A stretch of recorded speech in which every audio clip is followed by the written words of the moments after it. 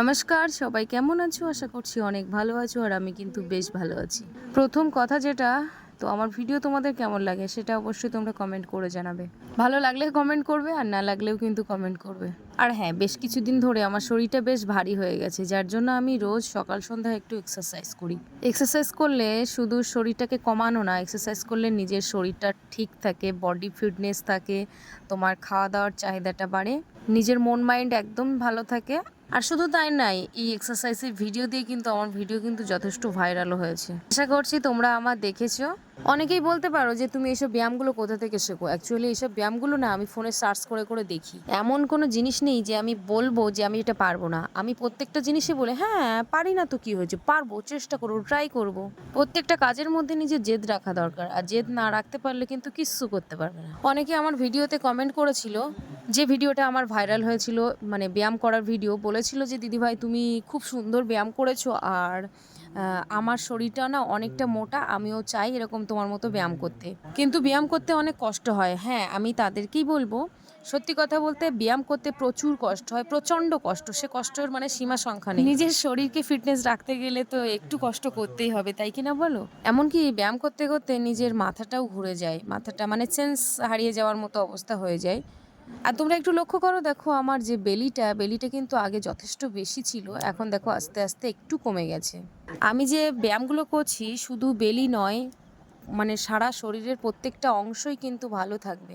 আর হ্যাঁ, আমি কিন্তু ওই একবার দেখেই কিন্তু দ্বিতীয়বার ট্রাই করেছি। এই যে আমি বারবার ভিডিও করার জন্য বারবার করে ট্রাই করেছি তা কিন্তু নয়। আমি ফার্স্টে ব্যায়ামগুলো একবার করে দেখে নিই, তারপরে দ্বিতীয়বার কিন্তু আমি নিজেই ট্রাই করি। আর ট্রাই করলে দেখি আমি মানে যতটুকুনি আমার করার দরকার আমি ততটুকুনি করি, মানে যতটুকুনি পারি অবশ্যই করি। অনেকে আবার ভাবতে পারো যে আমি হয়তো ভিডিও করার জন্য ব্যায়াম করছি, কিন্তু তা কিন্তু নয়, এগুলো রোজকার রুটিন। এবারে দেখা যাচ্ছে কোনো কোনো সময়ে দেখা যাচ্ছে আমি একটু চাপের মধ্যে, তখন আর করতে পারি না। আর বাপের বাড়ি গেলে তো মোটেই করতে পারি না, কারণ ওখানে একটু খাওয়ার চাপ বেশি। আর হ্যাঁ, ভিডিওতে আমার কমেন্ট করেছিল যে মানে ব্যায়াম করলে, এক্সারসাইজ করলে খাওয়া খুবই কম করতে হয়। আমি তাদেরকেই বলবো, খাওয়া কিন্তু কম করলে নিজের শরীরটা ক্ষতি হয়ে যায়, নিজের মাথা ঘোরা বা মানে মানে শরীরকে দুর্বল হয়ে যায় এগুলো।